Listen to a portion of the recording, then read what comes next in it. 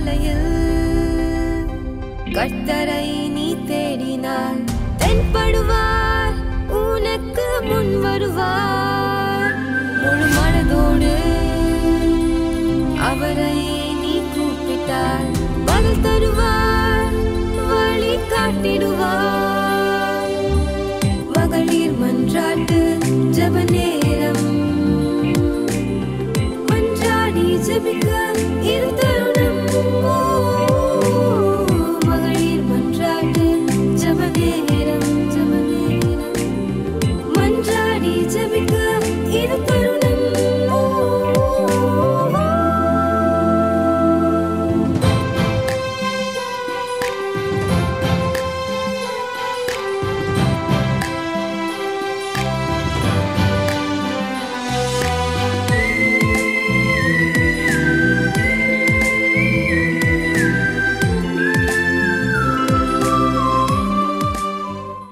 கர்த்தரும் அருமை ரட்சகருமாய் இயேசு கிறிஸ்துவின் நாமத்தினாலே இந்த மத்தியான வேளையிலே உங்களை அன்போடு வரவேற்கிறேன். இந்த நேரத்திலும் கூட நாம் ஜெபிக்கபடியாய் கடந்து வந்திருக்கிறோம். ஒரு சில காரியங்களுக்காக நாம் ஜெபிக்க போகிறோம். ஜெபிப்பதற்கு நிறைய காரியங்கள் இருக்கிறது. நம்முடைய காரியங்களே நிறைய இருக்கிறது.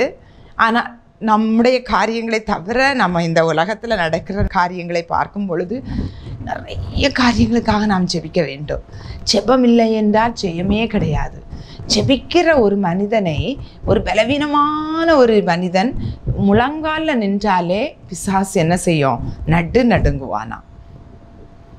அப்படி என்றால் அவன் நம்முடைய வெளி தோற்றத்தை பார்த்து பிசாசு எந்த பயமும் பயப்பட மாட்டான். நம்ம ஜெபிக்கிறோமா, நாம் ஒரு ஜெப வீரனா, ஒரு ஜெப வீராங்கனையா என்றால் மட்டும் அவன் பயந்து நடுங்குவான். அப்படி என்றால் நம்முடைய ஜெபம் மிகவும் வல்லமையானது, ஊக்கமானது. ஜெபங்களை பார்த்தால் நிறைய ஜெபங்களை வேதத்தில் சொல்லப்பட்டிருக்கிறது. 1 மணி நேரமாவது விழித்திருந்து ஜெபிக்கக்கூடாதா என்று யார் சொன்னது? நம்முடைய இயேசு கிறிஸ்து சொல்லியிருக்கிறார். அப்படி என்றால் நம்மளுக்கு ஜெபிக்கிறது சில நேரங்களில் ஜெபிக்கிறது என்றால் ரொம்ப கடினமாக தான் தெரியும்.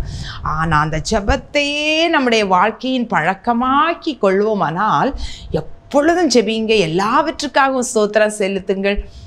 இதுவே நம்மை குறித்து கிறிஸ்து இயேசுவுக்கு சுத்தமாக இருக்கிறது என்று வேதத்தில் நம்ம பார்க்கிறோம். அப்படி என்றால் நம்ம எப்போதும் ஜெபித்து கொண்டே இருக்கோம். எப்பொழுதும் முழங்காலில் நின்று எப்பொழுதும் ஆண்டவரை நோக்கி ஜெபித்து கொண்டிருப்பது சாத்தியமான காரியம் அல்ல. ஆனால் நம்முடைய இருதயத்தில், ஆவியில் நம்ம எப்பொழுதும் ஆண்டவரோடு ஒரு கனெக்ஷன் வைத்து கொண்டே இருக்கணும். எல்லாவற்றுக்காகவும் ஸ்தோத்திரம் பண்ணணும். என்னோடு பணி செய்கிறவர்களை நான் சில பேரை நான் பார்த்துருக்குறேன். என்ன ஒரு வேலை செய்துட்டு இருந்தாலும் ஸ்தோத்திரம் ஆண்டவரே, நன்றி ஏசப்பா அப்படின்னு சொல்கிறத நான் அங்கே சின்ன சின்ன சத்தம், ஒரு சின்ன மொனங்கல் சத்தம், அதிலே நான் அண்டர்ஸ்டாண்ட் பண்ணுவேன். அப்போது அதை ஆண்டவர் பிரியப்படுகிறார்.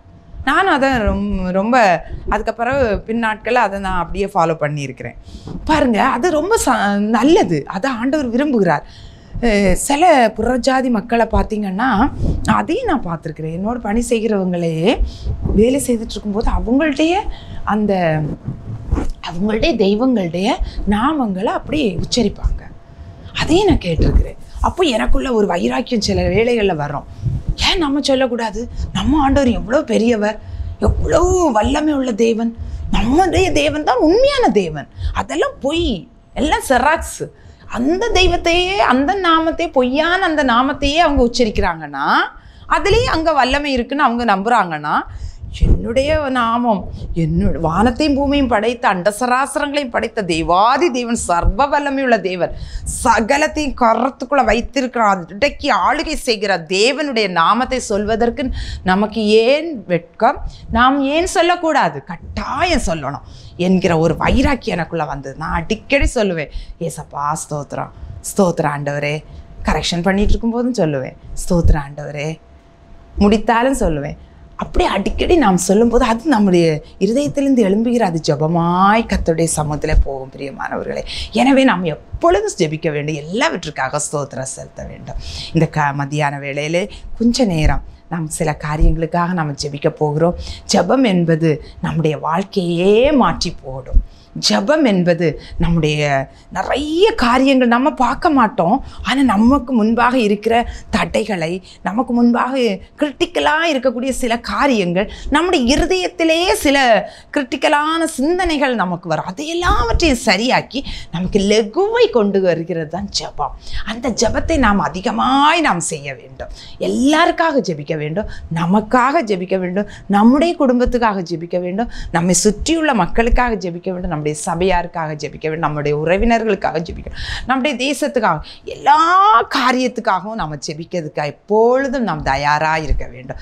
அந்த ஜெப ஆவியை நாம் பெற்றுக்கொள்வோம் என்றால் மிக மிக நம்ம பாக்கியவான்கள். நம்மை விட வேறு யாரும் பாக்கியவான்கள்னு சொல்ல முடியாது. எனவே இந்த மத்தியான வேளையில் நீங்கள் பாக்கியவான்கள். இந்த இடத்துல நீங்கள் வந்திருக்கிறீங்கன்னா நீங்கள் பாக்கியவான்கள். எனவே இந்த நேரத்தில் நம்ம எல்லாரும் ஜெபிக்க போகிறோம். ஜெபத்தோடு என்னென்ன காரியங்களுக்காக நாம் ஜெபிக்கிறோமோ கொஞ்சம் நேரம் தான், 2 நிமிஷம் 3 நிமிஷம் தான் ஒவ்வொரு ஜெப குறிப்புக்காக நாம் சேர்ந்து ஜெபிக்கும் பொழுது அது மிகுந்த பலனுள்ளதாக இருக்கிறது. பாருங்கள், 2 3 பேர் நாமத்தினாலே ஒருமனப்பட்டிருக்கும் பொழுது அந்த இடத்துல நான் இருக்கிறேன்னு சொல்லியிருக்காரு. அப்படின்னா அவர் இருந்தால் சும்மா இருப்பாரா? நம்முடைய ஜெபத்தை கட்டாயம் அவர் கேட்பார் இல்லையா? அந்த ஜெபத்துக்கு மிகவும் வல்லமை இருக்கிறது. பவுலும் சீலாவும் பாருங்க, எல்லாம் அவங்களுக்கு கட்டப்பட்டிருந்தது. ஆனால் அவங்க வாய் கட்டப்படலை. அவங்க என்ன செய்தாங்க? வாயை திறந்து சத்தம் போட்டு நல்ல ஆண்டவரை ஸ்தோத்திரித்து ஜெபித்தாங்க, ஆண்டவரை மகிமைப்படுத்தினாங்க. கை காலில் இருந்து கட்டெல்லாம் தானாக கலந்துட்டு பாருங்க, எவ்வளோ பெரிய வல்லமை பாருங்க. அப்போ அந்த ஜெபம் என்பது, துதி என்பது மிகவும் பலனுள்ளது. இந்த வேளையிலே நாம் அதை தான் செய்ய போகிறோம். எல்லாரும் கண்களை மூடி சில காரியங்களுக்காக நாம் ஜெபிக்க போகிறோம். முதலாவதாக நாம் ஜெபிப்பது நம்முடைய தேசத்துக்காக, ஆளுகிறவர்களுக்காக, அரசியல்வாதிகளுக்காக. எல்லாரும் ஆண்டவரை ஏற்றுக்கொள்ளணும், கர்த்தரை அறிந்து கொள்ளணும். கர்த்தருக்கு பயப்படும் பயத்தோடு இந்த தேசத்தை ஆளுகை செய்யும் பொழுது நம்முடைய தேசம் எவ்வளவு செழிப்பாக இருக்கும், எவ்வளவு சமாதானமாக இருக்கும், அமெரிக்கையாக இருக்கும். வேதத்தில் கூட யோசேப்பு தேசத்தை ஆளுகை செய்த போது அந்த இடங்களில் ரொம்ப சமாதானம், மக்கள் எல்லாம் எந்த கஷ்டமும் இல்லாமல் அமைதலாக என்ன செய்தாங்க? ஜீவனம் பண்ணாங்களாம். அப்படின்னா நம்ம தேசத்துலேயே அமைதலாக நம்ம ஜீவனம் பண்ணுறது, பதறாமல் சிதறாமல் சமாதானமாக நம்ம நிம்மதியாக வாழ்கிறது எவ்வளோ சந்தோஷம் இல்லையா? அப்படிப்பட்ட ஒரு ஜீவனம் பண்ணணும்னா ஆளுகிறவர்களுக்கும் அந்த கிருபையை ஆண்டவர் கொடுக்கணும். அவர்களுக்காக நம்ம ஜெபிக்கணும்.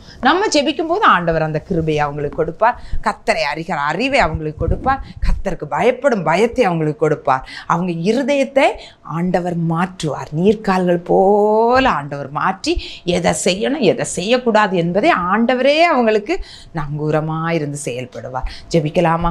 எல்லாரும் கண்களை மூடுங்க. இந்த நாட்களிலும் கூட மிகவும் மிகவும் ஒரு காரியத்துக்காக ஜெபிக்க வேண்டும். எலெக்ஷனுக்காக நம்ம ஜெபிக்க வேண்டும்.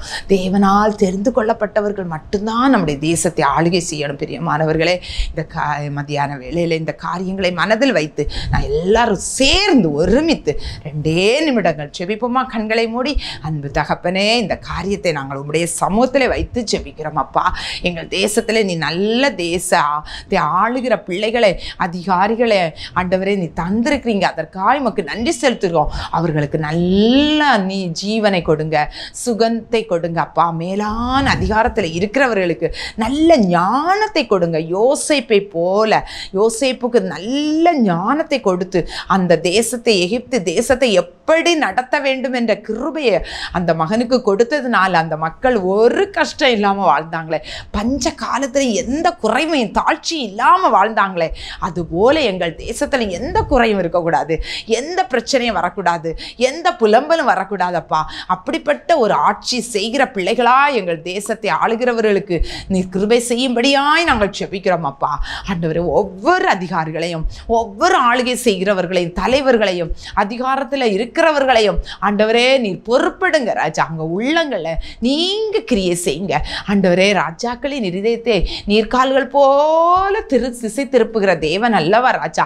எல்லா அதிகாரத்துக்கும் மேலான அதிகாரம் உங்க கரத்தில் இருக்கிறது அப்பா. ஆண்டவரே, நீர் அவர்களை ஆளுகை செய்யுங்க, நீங்க அவர்களை நடத்துங்க, நீங்க அவர்களை பொறுப்படுங்கப்பா. உங்களுடைய கரங்களை ஒப்பு கொடுக்கிற ராஜா. குறிப்பாய் வருகிற நாட்களிலே நடக்க போகிற எலெக்ஷனுக்காய் கூட நாங்கள் ஜெபிக்கிறோம். தேவன் பெரிய காரியங்களை செய்யுங்க. நாங்கள் நினைப்பதற்கும் வேண்டுவதற்கும் மேலான காரியம் செய்கிறவர் தான்.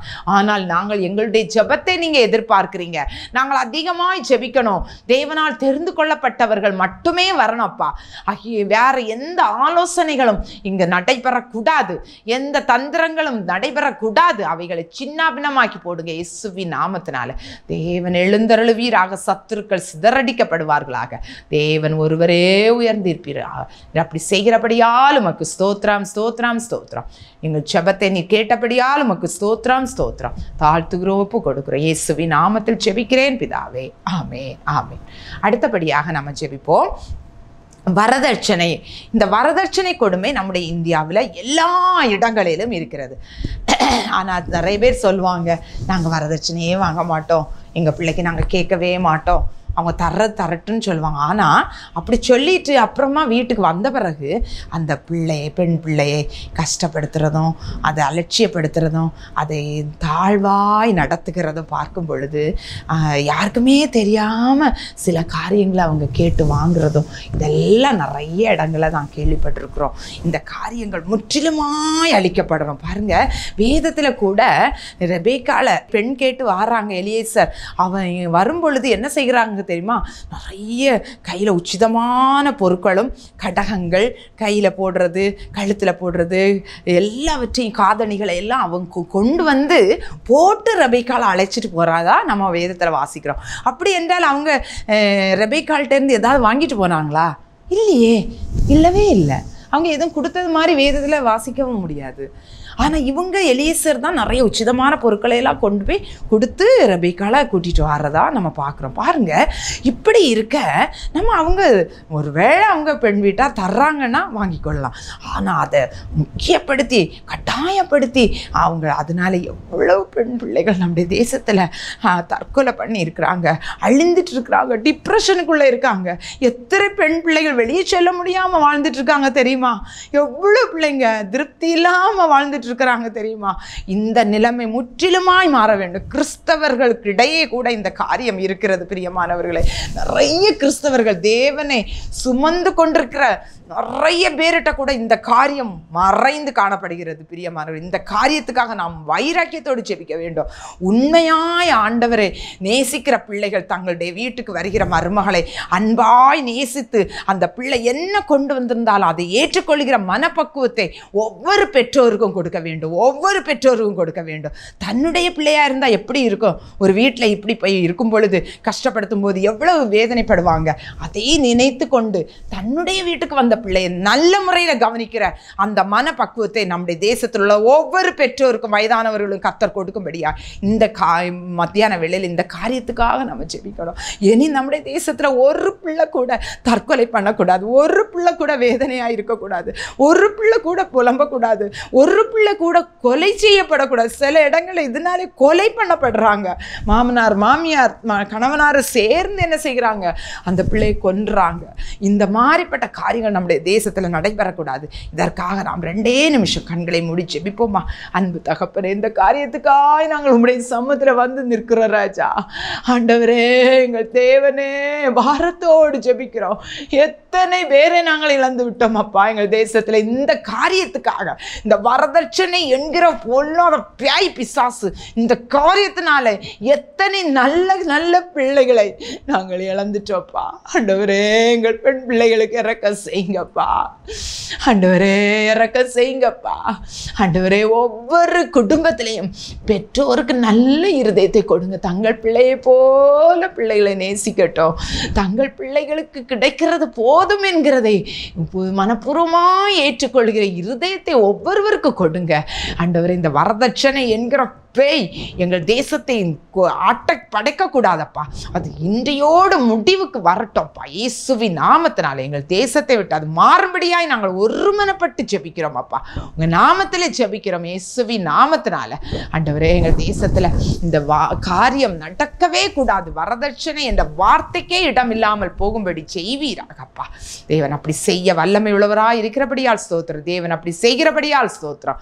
ஸ்தோத்திரம் ஸ்தோத்திரம் ஸ்தோத்திரம். நன்றி தகப்பனே, உமக்கு கோடான கோடி நன்றி செலுத்தி ஜெபிக்கிறோம் நல்ல பிதாவே. ஆமென் ஆமென். அடுத்ததாக நாம் ஜெபிப்போம். சிறு குழந்தைகளுக்காக ஜெபிப்போம்.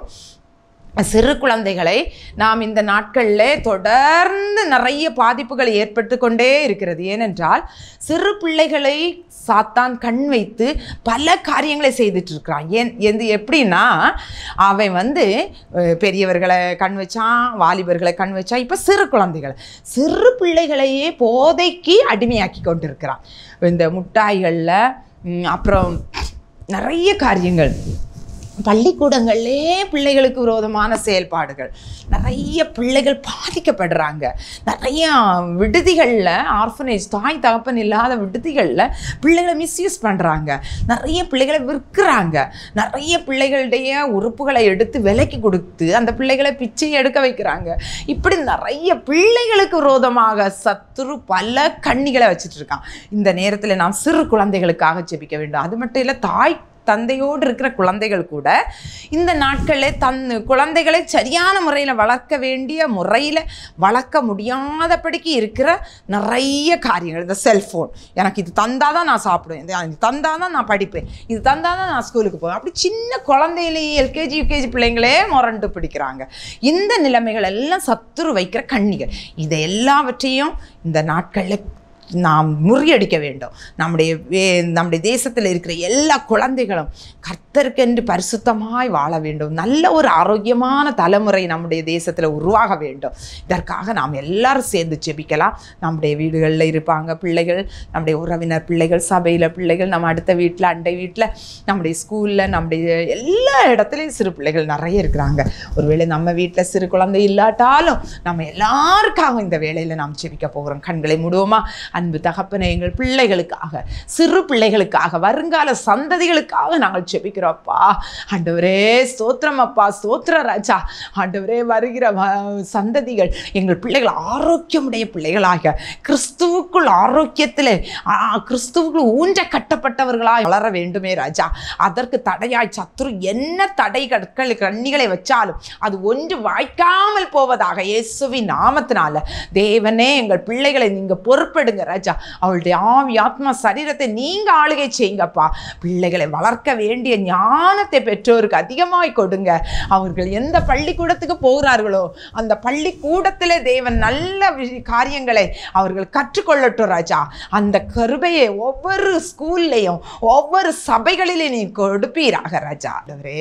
அப்பா, எங்க பிள்ளைகளை நீர் ஆசீர்வதிங்கப்பா, பொறுப்படுங்க ராஜா. பாலகர் வாயினால துதி உண்டு பண்ணுவேன் என்று சொல்லி இருக்கிறீரே, அந்த துதி எங்கள் பிள்ளைகள் வாயிலிருந்து புறப்படட்டும் ராஜா. தேவையில்லாத வார்த்தைகள் எங்கள் பிள்ளைகளுடைய நாவிலிருந்து புறப்பட வேண்டாம் ராஜா. உங்க நாமம் மகிமைப்படும்படிக்கு எங்கள் பிள்ளைகள் எழும்புவார்களாக ராஜா. அப்படி செய்கிறபடியால் ஸ்தோத்திரம் ஸ்தோத்திரம் ஸ்தோத்திரம் ராஜா. உங்கள் கரங்களை எங்கள் பிள்ளைகளை எல்லாரையும் ஒப்பு கொடுத்து ஜெபிக்கிறோம். எல்லா குழந்தைகளையும் ஒப்பு கொடுக்குறோம், எல்லா பிள்ளைகளையும் ஒப்பு கொடுக்குறோம், தாழ்த்துக்கிறோம். இயேசுவின் நாமத்தில் ஜெபிக்கிறேன் பிதாவே. ஆமேன் ஆமேன் ஆமேன். அடுத்ததாக நாம் ஒரு காரியத்துக்காக ஜெபிப்போம். நம்முடைய தேசம், பல தேசங்கள் நம்மை சுற்றி இருக்கிறது. தேசங்களுக்கு தேசம் ஒரு சுமூகமான உறவு உண்டாகணும். இப்போ பாருங்கள், நிறைய யுத்தங்கள் நடந்து கொண்டிருக்கிறது. இந்த தேசம் அந்த தேசத்து கூட சண்டாது.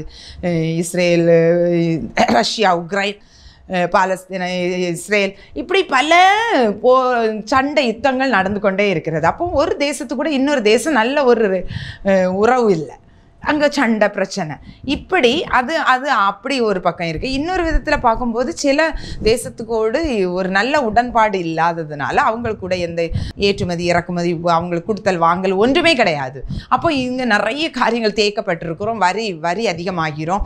இப்படிப்பட்ட காரியங்கள் நிறைய காணப்படுது. இதெல்லாவற்றையும் மாற்றி தேசத்துக்கு ஒரு தேசம், எல்லா தேச தலைவர்களும் ஒரு மனமாக இருக்கணும். அப்படி இருக்கும்போது நல்ல ஒரு என்ன இருக்கும், இங்கேருந்து அங்கே, அங்கே இருந்து இங்கே அந்த கொடுத்தல் வாங்கல் எல்லாவற்றிலையும் நல்ல ஒரு வியாபாரம் வணிகம் நடந்து கொண்டே இருக்கும். அது ஒரு நம்ம தேசம் செழிப்பாவதற்கு அது நல்ல ஒரு வழியாக இருக்கும். எனவே இந்த காரியத்துக்காக நம்ம ஜெபிக்கணும். தேசங்களுக்கு விரோதமாக தேசங்கள் எழும்பாதபடி நல்ல ஒரு சுமூகமான உறவு உண்டாகணும். தேச தலைவர்களுக்கு முதலாவது நல்ல சுமூகமான உறவு உண்டாகணும். தேசத்தோடு தேசங்கள் உறவு கொள்ள வேண்டும், ஒருமனம் அடைய வேண்டும், ஒருவருக்கொருவர் உடன்பாடு நல்ல உடன்பட்ட நல்ல திட்டங்களை கொண்டு வரணும், நல்ல காரியங்களை செயல்படுவதற்கு அவர்கள் ஒருமனப்பட வேண்டும். இந்த காரியத்துக்காக நம்ம ஜெபிக்க போகிறோம். கண்களை மூடுவோமா?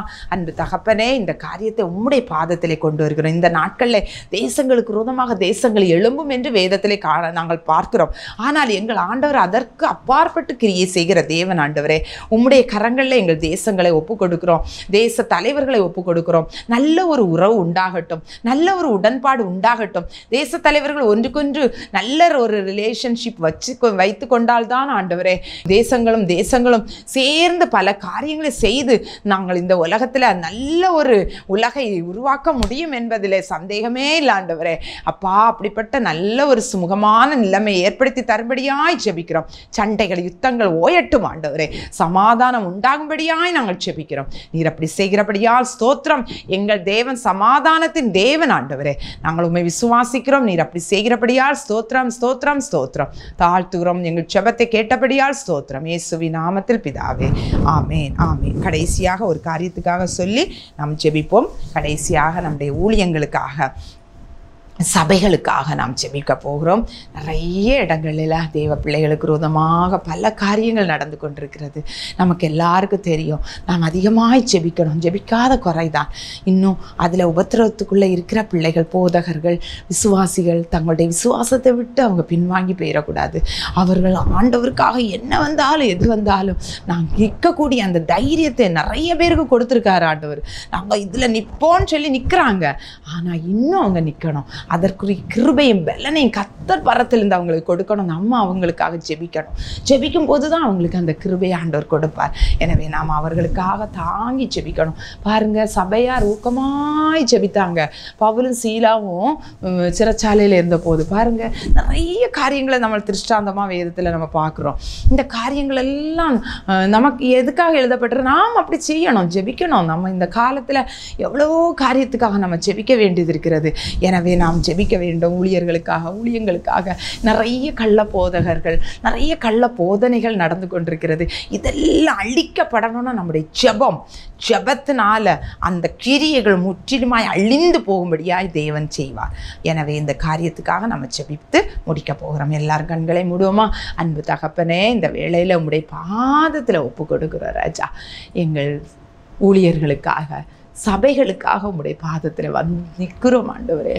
சபை உம்மால ஆண்டவரே ரத்தம் சிந்தி சம்பாதித்த சபை அப்பா, அதை சத்துரு தொட முடியாது ஆண்டவரே. இந்த கல்லின் மேல் என் சபையை கட்டுவேன், பாதாளத்தின் வாசல்கள் அதை மேற்கொள்வதில்லை என்று சொல்லி இருக்கிறீரே. ஆமாண்டவரே, எனவே பாதாளத்தின் வாசல்கள் சபையை மேற்கொள்ள முடியாது என்பதில் நாங்கள் உறுதியாக இருக்கிறோம் ஆண்டவரே. உடைய வார்த்தையின் மேலே நாங்கள் உறுதியாக இருக்கிறோம். எனவே இந்த வேளையில் அந்த அந்தகார கிரியைகள், சபைக்கு விரோதமாக எழும்புகிற தீய சக்திகள் நிர்மூலமாகிவிட்டோம் என்று ஆண்டவரே, உடைய பிள்ளைகளுக்கு விரோதமாக தீங்கு இழைக்கிற மனிதர்கள் மனமாறுவார்களாக, உம்மண்டை வருவார்களாக.